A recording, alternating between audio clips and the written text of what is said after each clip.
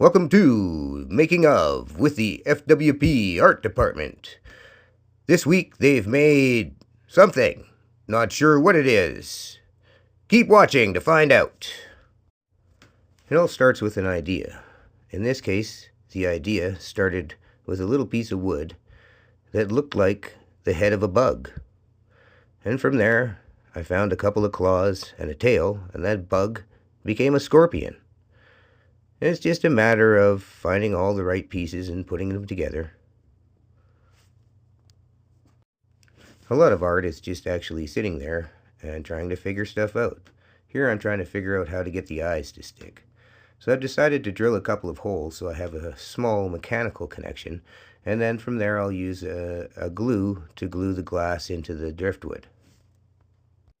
It's just a matter of deciding upon an action and then executing that action to try and achieve the results. In this case, I'm trying to achieve the results of having the eyes be securely fastened to the driftwood, so I'll have to find an epoxy that sticks to both glass and wood.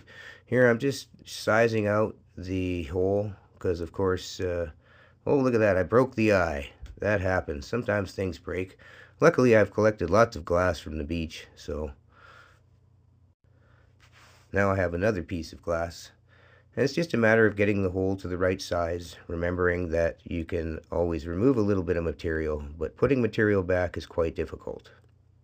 A nice tight fit between the glass and the hole will make them hold much easier, and then of course you need some glue. In this case I'm using a Flex Seal clear epoxy, and then the claws will sit mechanically between the head and the body, and I've just drilled a hole for the tail, and now I'm drilling holes for the fangs, which will sit at the bottom of the head.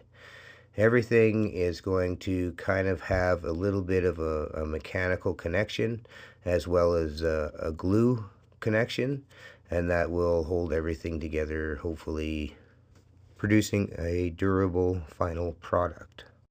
One of the things that happens to me when I'm doing something like this is I make mistakes, and when I look at it I realize this isn't right. So in this case I didn't like the hole that I had drilled on the top for the tail, so I decided I would have to move the tail to the back of the body and then do something to fill the hole. In this case I used a small gem that I found on the beach, because all of the material, all the driftwood, broken glass, and the gem were all collected from the beach at Okanagan Lake in Kelowna, BC, Canada.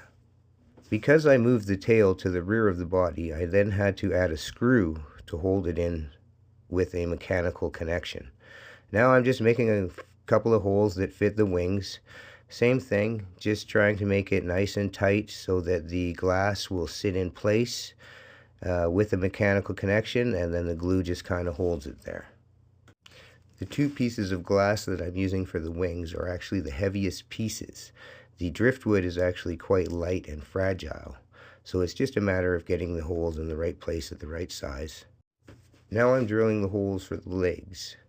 Everything is just by eye, so I'm trying to make it as symmetrical as possible, as well as keeping the angle of the legs as even as possible. Some of the pieces of driftwood that I collected are a little bit larger than the holes I drilled, so I'm just shaping out the end of the driftwood so that it'll fit into the hole inside the body of the scorpion. I did make a couple of mistakes here, carving off too much material and making the end of the leg a little bit too small for the hole. And of course you can't put material back, so this is just one of the things I have to be very careful when I'm working, that I don't get a little bit too carried away. But in the end they all fit together and it stands on its own. And now we're moving on to the glue. It's a good idea to mock everything up before you glue it like I did, so that you know where everything's going to go. And then of course even when you start to glue, things are not going to work out perfectly. So in this case the one claw did not want to stay without the friction of the dry wood. Once I put the glue on, it kind of wouldn't stay in place long enough to get tacky. So it was just a matter of carving it out a little bit more and then wedging it into place properly. Now the tail was all right, everything went really well. I did break the screw one time, but it wasn't enough damage that I had to fix it. Really, it was just a matter of rescrewing it back into the tail and then applying the epoxy accordingly. Here I made one of those little mistakes. I could have put the gem in after I put the wings on, and that way it would have stayed clean.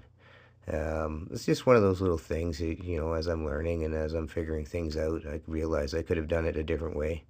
Unfortunately, I had the same problem with the wings. When I put the glue onto it, the mechanical connection into the groove that I had carved out didn't quite hold. So what happened was I ended up getting some tape and holding it into place until it dried. So here I am just trying to get things to hold together long enough for the epoxy to dry. Now it's dry. So I put a little piece of tape over the gem to make sure it stays clean, and then I'm laying a bead of glue along both sides of the wings because again the glass is quite heavy. I wanted to make sure it was very secure to the body of the sculpture. Then after I laid down the beads of glue, I take a little bit of sawdust and sprinkle it over top, and that kind of hides the glue connection and gives the little bit of a furry type texture. And this is just the base that I'm working on. So I had this nice piece of driftwood and I decided I would use this as the base. Here again is one of those little mistakes. I never actually mocked it up on top of the base. And so when I went to put the legs in and mock it onto the base, I realized that the base was a little bit too small. And so I had to find the right position for the scorpion's legs to sit on there. And at the time I had a couple of problems. I broke a couple of the legs, and there's kind of those little fixing things that have to go on while you're trying to get things to fit together. And finally I managed to get the legs to sit on it and mock them up to the point where I thought it was going to be able to sit together. Once I was happy that I could get the legs to sit on the base, I started to glue it up. And then the legs wouldn't stay in place with the glue again until I got it tacky. So I ended up having to kind of place it in place and then put a couple of things underneath the legs to hold them until the epoxy sets and becomes tacky and holds. It was kind of a finicky and frustrating thing that I didn't quite expect, but after everything dried out it looked pretty good. And then I'm just kind of trimming off some of the legs so that it fits nice and even. Now I'm moving on to the final stage of the legs, and I'm just touching up the glue around the tops and just making sure I've got a good connection and that the glue's going to go all the way around the top of the leg. And now I'm just sprinkling a little bit of sawdust, again hiding the glue joint and making it look a little bit like. My plan is to spray the sculpture with the Flex Seal to seal and protect the driftwood and hopefully give it an interesting texture. However, I don't want that texture on the glass, so I'm just covering the glass so that it doesn't get sprayed. And the final touch is to add my initials on the bottom. And now I'm just getting ready to spray it. And I'm just using a Flex Seal spray, and it's just a good kind of rubberized coating that's going to seal the wood and protect it from the weather and the sun, and hopefully it'll allow the sculpture to last a long time. Finally, I glue the feet down to the base, and let's see how that goes.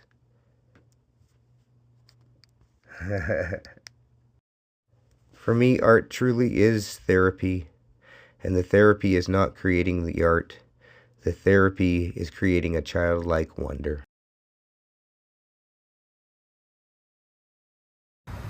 Here we have an Okanagan Beach Scorpion, a nocturnal creature that hunts the beaches of Lake Okanagan.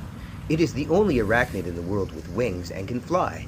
It also uses its wings as fins to swim deep underwater. One of few creatures that is proficient underwater, on land, and in the air. Its tail contains a poison that will knock out almost anything immediately. Their fangs contain a lethal poison and acid mix that kills and dissolves their prey so it can suck the life out of fish, frogs, rodents, and birds. During the day, the Okanagan Beach Scorpion will hide underneath the sand deep in the ground, or on floating driftwood out in the lake. Unfortunately, if you encounter an Okanagan Beach Scorpion floating on driftwood during the day, it will sting you and you will drown. This is why Lake Okanagan has a high rate of disappearances and drownings. The Lake Okanagan Beach Scorpion is a favorite food of the local lake monster, the Ogopogo. Like the Ogopogo, an Okanagan Beach Scorpion has never been photographed or captured, until now.